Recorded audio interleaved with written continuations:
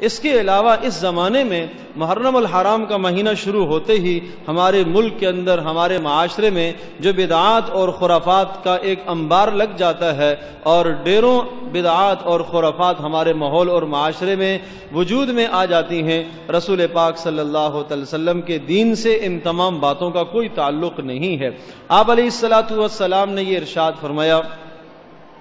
کہ دیکھو، جس آدمی نے کسی بدعت کا ایجاد کیا، اللہ کے یہاں اس کا وہ عمل قبول نہیں ہوگا۔ من احدث فی دیننا ھذا، جس آدمی نے ہمارے دین میں ایسی بات کا ایجاد کیا جو ہم نے نہ کہی ہو، جو ہم نے نہ بتائی ہو، جو ہم نے نہ کی ہو، ارشاد فرمایا فہو رد، وہ مردود ہے، اللہ کے یہاں اس کا وہ عمل قبول نہیں کیا جائے گا۔ تو 10 محرم الحرام کو لوگ یہ سمجھتے ہیں کہ 10 محرم الحرام کو جو فضیلت ملی ہے اس لیے ملی ہے کہ حضرت حسین رضی اللہ تعالیٰ عنہ اس دن شہید ہوئے۔ یاد رکھیے گا، حضرت حسین رضی اللہ تعالیٰ عنہ کی شہادت کا واقعہ انتہائی المناک واقعہ ہے، انتہائی دردناک واقعہ ہے۔ واقعہ کربلا، ظاہر نبی پاک صلی اللہ علیہ وسلم کے نواسہ ہیں، آپ علیہ الصلوۃ والسلام کا خون ہے، نبی پاک صلی اللہ علیہ وسلم کا خاندان ہے، اس میں کوئی شک نہیں۔ یہ واقعہ اپنی جگہ پر انتہائی ظالمانہ واقعہ ہے اور انتہائی المناک واقعہ ہے، لیکن آپ سن چکے ہیں، سماعت فرما چکے ہیں کہ محرم الحرام کو جو فضیلت ہے یا 10 محرم کو جو فضیلت ہے وہ اس وجہ سے نہیں ہے کہ حضرت حسین کی شہادت ہے، بلکہ 10 محرم کی فضیلت پہلے سے چلی آ رہی ہے۔ اور آپ علیہ الصلوۃ والسلام نے جو اس موقع کے اعمال بتائے ہیں وہ بھی آپ کے سامنے عرض کر دیے گئے۔ اب یہ جو ہمارے ماحول میں یہ رواج ہے کہ 10 محرم کو یا پہلا جو عشرہ محرم کا ہوتا ہے اور اس عشرے کو جو ہے وہ روز یا دوسرے دن یا 10 محرم کو مخصوص قسم کا کھانا پکایا جائے اور اس مخصوص کھانے کو وہ اپنے رشتہ داروں میں تقسیم کیا جائے اور اسے یہ کہا جائے کہ یہ حضرت حسین رضی اللہ تعالیٰ عنہ کے نام کی نیاز ہے، یاد رکھیے گا ایسا کرنا سراسر بدعت ہے، سراسر بدعت ہے، اس سے اجتناب کیا جائے۔ چونکہ یہ جو آپ اہل خانہ پر وسعت کرتے ہیں یا غربا پر وسعت کرتے ہیں یہ نفلی عمل ہے، اور نفلی صدقے کو شریعت کا حکم یہ ہے کہ چھپا کر دینا زیادہ بہتر ہے، اس میں نمائش نہ کی جائے، اس کو چھپا کر دینا اور ادا کرنا اور پوشیدہ طور پر ادا کرنا یہ زیادہ بہتر اور افضل ہے۔ لہذا حضرت حسین رضی اللہ تعالیٰ کے نام کی نیاز دینا سراسر شرک ہے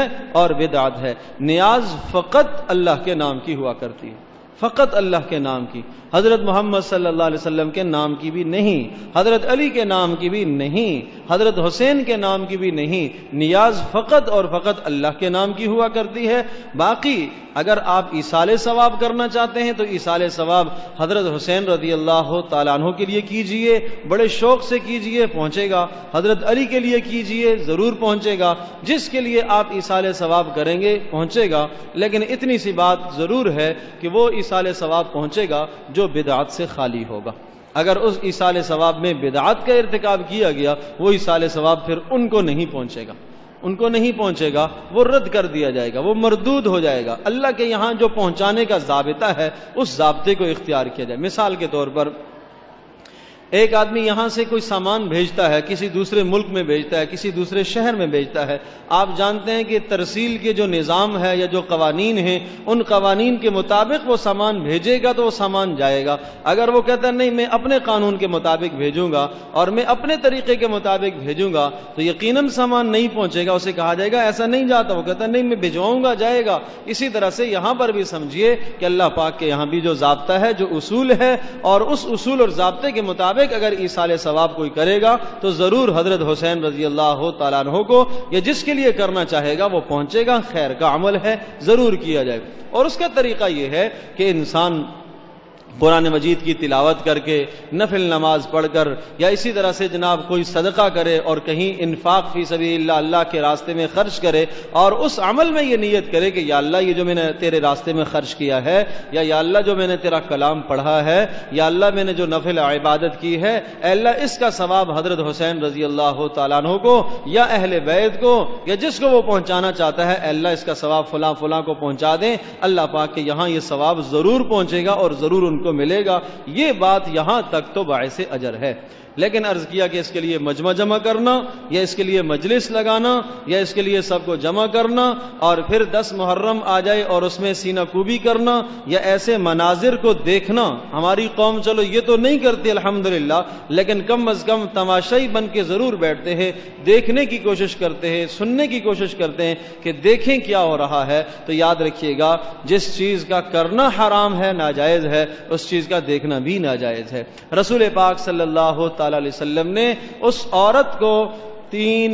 عورت کو یوں سمجھ لیجئے کہ 4 ماہ 10 دن سوگ منانے کی اجازت دی ہے جس عورت کے شوہر کا انتقال ہوا ہے۔ اس کے علاوہ کسی فرد کو آپ علیہ الصلوۃ والسلام نے موت پر، انتقال پر 3 دن سے زائد سوگ منانے کی اجازت نہیں دی ہے، اور سوگ منانے کے لیے بھی آپ علیہ الصلوۃ والسلام نے یہ ارشاد فرمایا کہ من ضرب الخدود، جس آدمی نے اپنے چہرے پر مارا، وشق الجیوب، اور گریبان اس نے پھاڑا، ودعا بدعوت الجاہلیت، اور اس نے جاہلیت کے نعرے لگائے، عصبیت کے نعرے لگائے، فلیس منا، وہ آدمی ہمارا نہیں ہے۔ آپ علیہ الصلوۃ والسلام نے بالکل برات کا اظہار کیا کہ یہ انسان ہمارا نہیں ہے، کہ جس نے چہرے پر مارا یا جس نے سینہ کوبی کی، فرمایا وہ ہمارا نہیں ہے۔ تو میرے عزیز دوستو اور بزرگوں، اگر ہم اس عمل کو ثواب سمجھ کر کریں گے تو سراسر گناہ ہی گناہ ہے، سراسر گناہ ہی گناہ ہے کہ کسی بدعت کو ثواب سمجھ کر کرنا یا اسے ثواب سمجھ کر دیکھنا، یہ سراسر بدعات ہیں، خرافات ہیں، نہ تو ان کو دیکھا جائے نہ تو ان کو سنا جائے۔ ہاں، جو اعمال بتا چکا ہوں کہ رسول پاک صلی اللہ علیہ وسلم سے ثابت ہیں، صحابہ سے ثابت ہیں، ان اعمال کو ہم کرنے کی بھرپور کوشش کریں، اور وہ باعث اجر ہے، وہ باعث خیر ہے، وہ باعث ثواب ہے، وہ باعث برکت ہے۔ اسی طرح سے ایک نظریہ ہمارے یہاں شاید یہ ہوتا ہے،